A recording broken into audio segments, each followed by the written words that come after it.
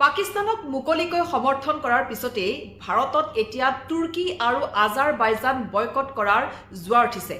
বিশেষকৈ তুৰ্কী আৰু আজাৰবাইজান যোৱাৰ বৃহৎ পৰিমাণৰ টিকট কেনচেল হৈছে এটা সপ্তাহত 250%তকৈ অধিক টিকট কেনচেল হৈছে তুৰ্কী আৰু আজাৰবাইজান যোৱাৰ। আনকি এটা সপ্তাহত বুকিং যি টিকট বুকিঙৰ পৰিমাণ সেয়া 60% পৰ্যন্ত হ্ৰাস পাইছে মেক মাই ট্ৰিপত। আৰু এই কথা উল্লেখ কৰিছে মেক মাই ট্ৰিপৰ মুখপাত্ৰই। গতিকে তেওঁলোকে বৰ্তমান মেক মাই ট্ৰিপত এতিয়া কোনো ধৰণৰ তুৰ্কী আৰু আজাৰবাইজানৰ যিসমূহ প্ৰচাৰ কাৰ্য বা বিজ্ঞাপন সেয়া সম্পূৰ্ণৰূপে বন্ধ কৰি দিছে।